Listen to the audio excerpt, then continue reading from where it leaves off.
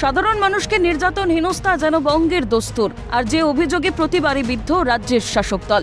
New ব্যারাকপুরের মাছ ব্যবসায়ীদের মারধর ও টাকা হাতানোর ঘটনাও তার অন্যথা নয়। অভিযোগ, নিজেদের পুলিশ আধিকারিক পরিচয় দিয়ে দুই মাছ ব্যবসায়ীর উপর চড়াও হয় তৃণমূল কর্মী শাওন হালদার ও সুগত বিশ্বাস। মিথ্যা মাদক পাচারের কেস দেওয়ার ভয় দেখিয়ে ব্যবসায়ীদের থেকে প্রায় 6,000 টাকা ও প্রায় 40 কেজি মাছ হাতিয়ে নেয় অভিযুক্তরা। এমনকি মারধর করা হয়েছে বলে অভিযোগ আক্রান্ত দুই ব্যবসায়ীর। শাসক দলের দুষ্কৃতিসুলভ আচরণে শোরগোল মাছ বাজারে। আচ্ছা, আমাদের গাড়িগুলো ধরে বলছে দাঁড়া, তোর গাড়ি চেক করে, তোদের গাড়িতে গ্যাজা আছে নাকি। তারপরে পেটি ভেঙে আবার ওর কাছ থেকে 2 মাস তুলে নিয়েছে, 2 পিস। আমাকে ধরতে দিচ্ছে না, বলছে যে আমরা এসআই এবং আমরা সব চেক করব। তারপরে পিছনে মাছটা চুরি করে চলে যাচ্ছিল।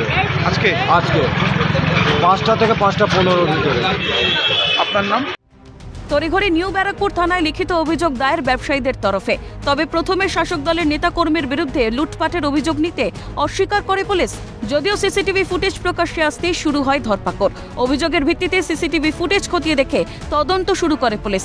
চিহ্নিত করা যায় অভিযুক্তদের। গ্রেফতার করা হয় অভিযুক্ত শাওন হালদার ও সুগত বিশ্বাসকে। তৃণমূল ঘনিষ্ঠ নেতাকর্মীর তোলাবাজিতে ক্ষোভ প্রকাশ বিরোধী শিবিরের।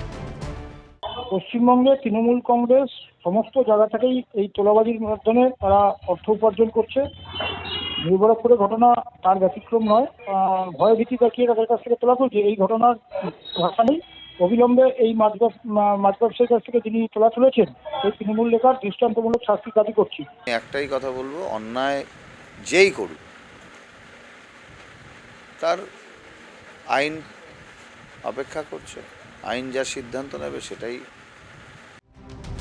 জানা যায়, শাসক নেতা ঘনিষ্ঠ শাওন হালদার নিউ ব্যারাকপুর পুরসভার 4 নম্বর ওয়ার্ডের তৃণমূল যুব কংগ্রেসের সভাপতি। কিন্তু প্রশ্ন উঠছে, আম জনতার দুর্ভোগ মেটাতে যে দল শাসকের দায়িত্বে, তাদেরই সাধারণ মানুষকে হেনস্থার এই প্রবণতা কি সত্যিই কাম্য? অপু শীলের রিপোর্ট, ক্যালকাটা নিউজ।